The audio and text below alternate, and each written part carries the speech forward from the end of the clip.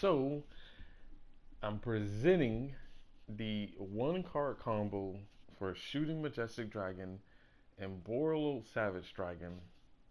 I've been experimenting with the deck ever since the last video, and finding the combo routes that would get me to Shooting Majestic on a very consistent level.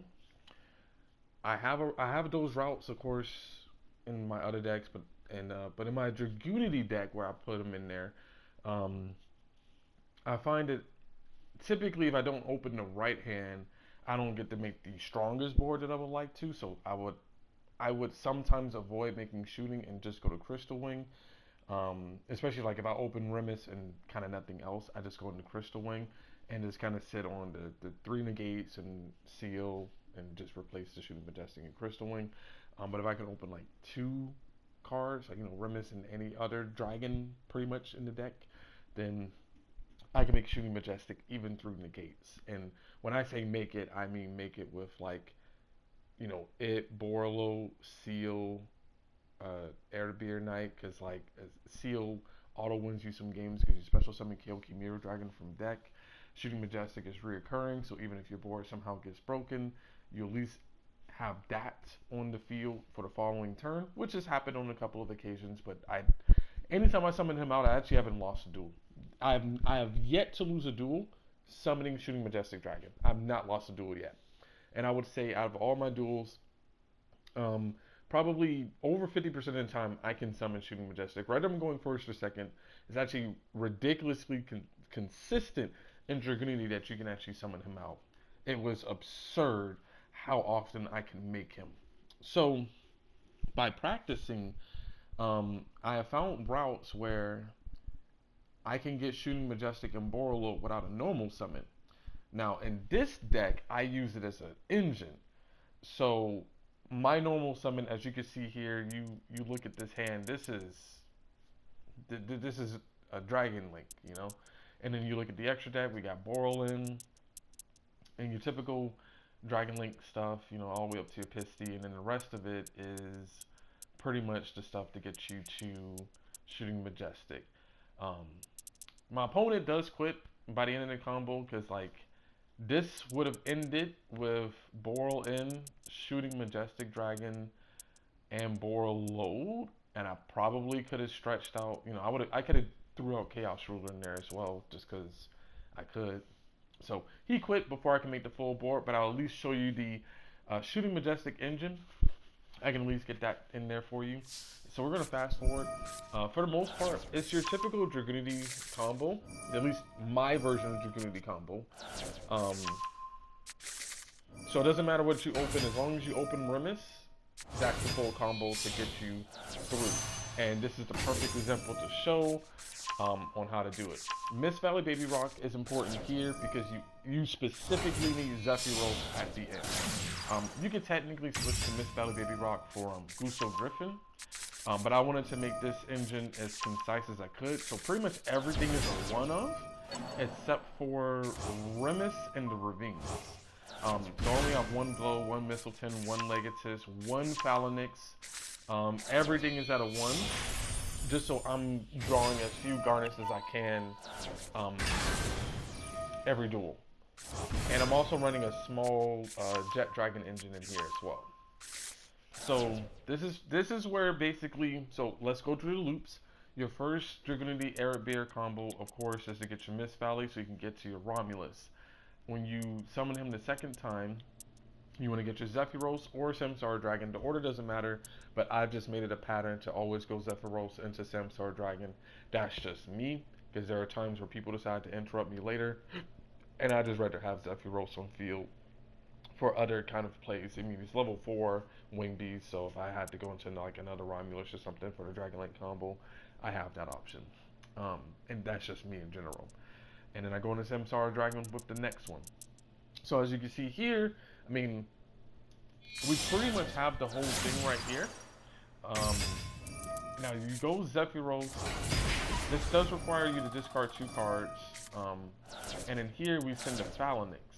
And the reason why we're waiting, to activate our Samsara Dragon is when we tribute summon to bring out Mistletoe, we want to have the Phalanx in graveyard so it can automatically attach. And so now you can see how we create the board. Mistletoe attaches to Phalanx. That's your Borolo Savage Dragon. Scimitar Dragon allows you to special with the Heretic Seal your Majestic Dragon from deck. So 1 plus 6 is 7, plus 4 is 11. And the cool thing about shooting Majestic Dragon is it only requires a dragon synchro. It doesn't only specify them. So that's why your Zephyros is important for this combo. And the reason you would go with it and not something like the level 4 Winged Beast Wind that you can like banish a wind monster and special summon it, is because this doesn't require anything specific in hand. You just discard 2 cards. It doesn't matter what they are. Ideally, with Dragon Link, there's a lot of cards that you don't mind discarding. So if it's kind of naturally in here, and then of course, boom, we make Borolo Savage Dragon. At this point, we have it normal summoned. We've already special all of our other elemental things out, so we can normal summon Rocket Tracer, pop the Ravine, and then make a play from there. But the beauty of this engine is it dumps a dark and a light into your graveyard. So if you open any of your Black Dragon Collapser, Collapse Servant, or your White Dragon Wyver Burster, they're online at this point. So still without normal summoning, special summon, then make your link 1, and then that's where the opponent quit. You realize I'll just make a whole nother board. So I would bring out my the Striker Dragon, get the Light Burster, special it, make another Romulus. I don't actually need the effect of Romulus, even though it's not, it's a hard once return. I don't need the effect, because at that point I can normal summon Rocket Tracer, pop the field spell, special another Rocket from deck, and then I would end it on Borolo Savage Dragon at that point, because you only need those like spaces right there to make the combo work. So yeah, this is it's a pretty good deck overall. Because it's running with the Rockets, it surprisingly doesn't brick all that often. And you're probably wondering, 57 cards, what the crap? If you want to add 3 grass, you could. I mean, I'm running it in this version just because I wanted to have a couple of hand traps. They sometimes come clutch. The duel before this one, my opponent was trying to outplay me. He ashed my Gamma and would not activate any of his hand traps until I summoned the monster. And on the following turn, he played his Max C, so I had to pass. I eventually drew a cross-out Designator, and then when I finally had full combo, we exchanged enough of hand knowledge, thanks to running, 3 triple tactics. I knew his hand was Effect Veiler, Long One, and he had a Sorcerer Blackout on the field, and he just discarded his Effect Veiler, used his cross-out to stop my call by, but his field kept triggering. So at this point, I knew he had a Max C.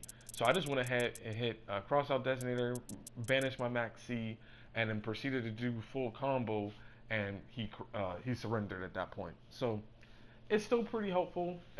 It's odd one-ofs, but it's mainly if you do manage to sack into your Designator, you can banish the important one-ofs. You don't want to get drolled, you don't want to get maxied, you don't want to get ashed. If I felt like running the Biru in here, I would, but it's kind of whatever. In regards to the actual setup itself, I've been running Blue Eyes Jet and Blue Eyes White Dragon in a lot of my Dragon decks right now, just because Dragon Shrine really doubles in a lot of ways. So like, say for instance, you open Dragon Shrine and you already open Blue Eyes Jet Dragon. That's fine, because you send your Blue Eyes White Dragon to graveyard, and then if you need a rocket monster to your hand, you can send Absolouter, and then boom, it searches the rocket monster. You're good on that part. Let's say you already have all the rockets that you need, and you want like an extender at some later point, you can send your Grindy Armor Grom. Or let's just say you want to save one of the cards in your hand, because this is where you kind of double. You can send Blue Eyes White Dragon, and you can send either you can send either your Phalanx or your Samsara Dragon as well. This means that when you're doing your Dragunity Armagrom rotations, you don't necessarily need to make that extra shift. So depending on what your hand is, this may allow you to use your Armagram. I don't know why I'm saying Armagram. Is this allows your Gator to potentially search out like a Wyver Burster or a Collapser Servant instead of you having to search for the Phalanx, the Samsara Dragon, and the Zephyros. You can't send Zephyros off of Dragon Shrine, obviously, but being able to send your Samsara Dragon or your Phalanx, if you didn't open them to send off a Dragon Ravine by itself, is pretty cool. It kind of doubles, and then because you sent your Blue Eyes White Dragon, your Jet Dragon's online, so when you're doing your Rocket Link stuff, you could actually special summon it. Though technically you wouldn't, because you wouldn't have the space when you already put your 2 monsters on field. You have that option, and it will make your board even stronger. But in a lot of cases, like you don't get, especially on higher level play, you're not going to get the full board. So like you'll play Dragon Shrine, you'll send Blue Eyes and Jet, then you'll send Remus. They'll save their Ash for that. You're like, cool, whatever. And then you just normal summon your Rocket Tracer, and then you just go on your combos or, you know, something like that. And another cool thing with Remus is if he does get ashed and you have your Romulus on the field, you can special summon it. So it gives you like that extra extender to go into like a Pisty or another Striker Dragon to help you get into your Boral and Dragon. Dragunity Armagrom is actually really clutch here. If you do your full combo, it gives you that follow up because you could just banish your Miss Valley Baby Rock and your Legatus to special it onto the field. And there's been occasions where having that extra body has been pretty helpful. This deck, like I said, is pretty consistent, despite what it looks like, because I like to see the full combo. I'm of course running 3 Remus, 3 Ravines, and Gold Sarcophagus and Tempest. Mainly Tempest here just to be sent off with Gold Sarcophagus, but if you manage to open both Tempest and either Dragunity Armagrom or your Droll and Lockbird, you can use that as a jump off to go into your Remus and do a combo that way. And if you do resolve your Gamma, either A, you make it into your Borlo Savage Dragon, or you can use it as like a Chaos Ruler extender. It's actually pretty good. And this deck kind of seamlessly flips between each archetype. So like if we just do a couple of test hands or whatever. So yeah, like at first glance, this might look like a complete brick, but you can use your Dragon Ravine to send. I'll probably just send Droll and Lockbird. I mean, you definitely want to have your Max C, and you can go into your Shooting Majestic Dragon combo with this. You probably have to send your Max C as well because you drew this, but you could at least make that board and kind of go from there. You do lose to one hand trap, but hey, not every hand is perfect. And you get here, and this is a pretty good hand. I mean, activate Chaos Space and your White Dragon, get the Black Dragon, you get an extra draw, so it can help get you into things. Seeing Chaos Space in any of your lights or darks is great. And even in the rare cases where you end up with like Legatus, this isn't a bad thing because like if you normal your Rocket Tracer, or in this case you can special it off a Boost Sector Launch or something, you can always just normal summon Legatus and use it as a link material for Romulus, so that way you don't have to use something else. So there is that, or if you open your Dragon Ravine, hard open Dragon Ravine, you can use Legatus as a extender into your Romulus setup as well.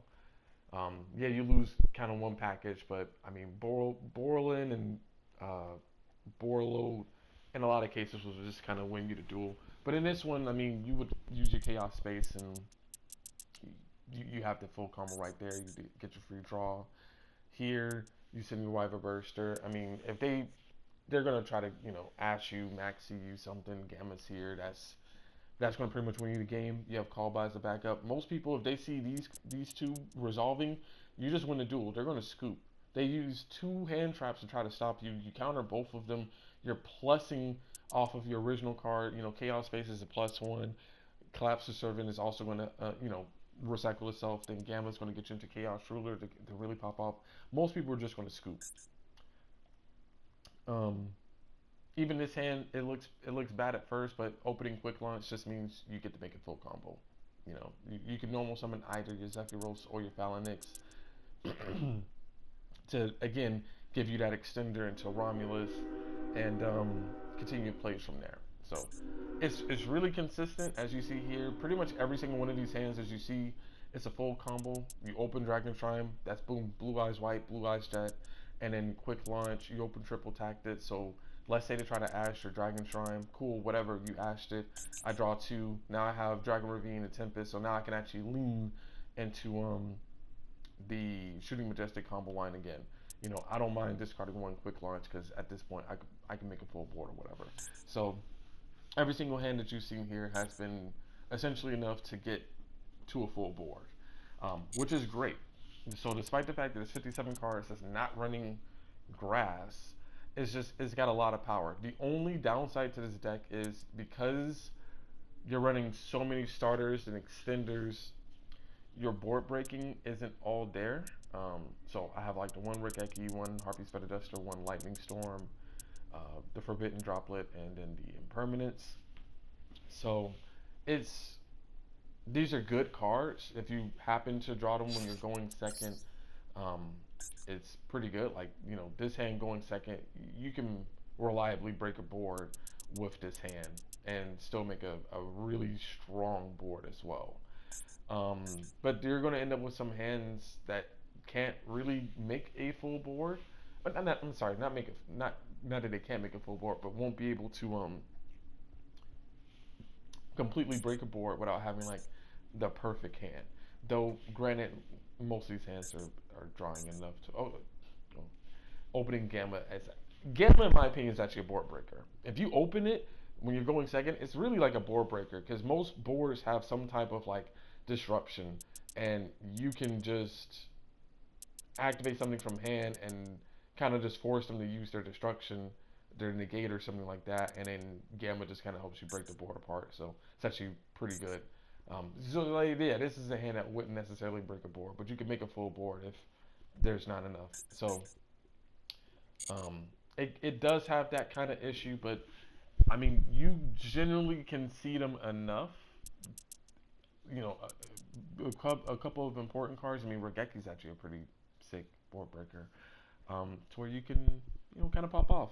So this is something that I've been experimenting with, and it's been pretty fun. I still wouldn't put it over Dragoonity, and that's just because Dragoonity having the ability, because when you saw my history, I had one loss, and that one loss was because my opponent hit me with Dark Ruler. And Dragoonity, when you play with them, if you're going first and you open your glow, you can search your oblique. So imagine having, and I think I've showed a replay of that, having Shooting Majestic, my other negates, and having a oblique. So you're like, oh, I'm gonna just hit you with Dark Ruler and I'm gonna win. And it's like, no, no, you won't. I'm a counter trap, negate that. And then your opponent is now left with a lot worse. I think in my replay they used Forbidden Droplet, sent 3, and I mean that pretty much just kind of sealed up everything. Because I hard drew the card, go figure. So I wouldn't put it more powerful than Dragoonity, but I would absolutely say it's more consistent.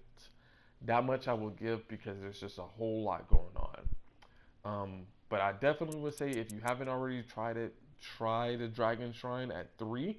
I'm only running it at 2 in this account just because I didn't feel like using the SR tokens on it. But on my other accounts where I already had the 3 Dragon Shrines, I just run 3. The Blue Eyes Jet Dragon, Blue Eyes White Dragon. You automatically get a Blue Eyes White Dragon for free that you can't dismantle.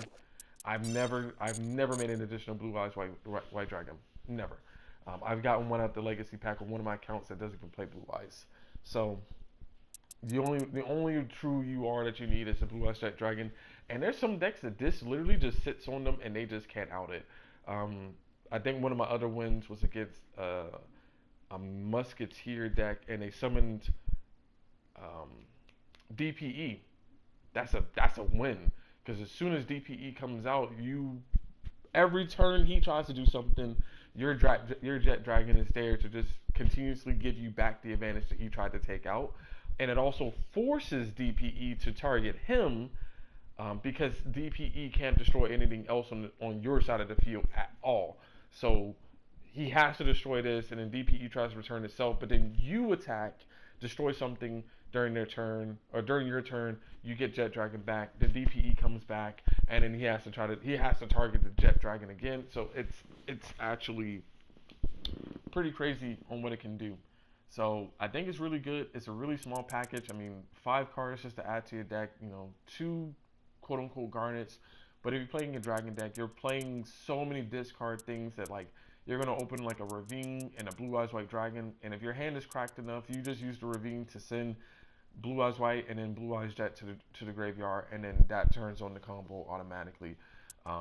But once people see that you're like really relying on that Jet Dragon, it's gonna get hit by call by. Like I Jet Dragon has been called by more than literally anything else in this deck.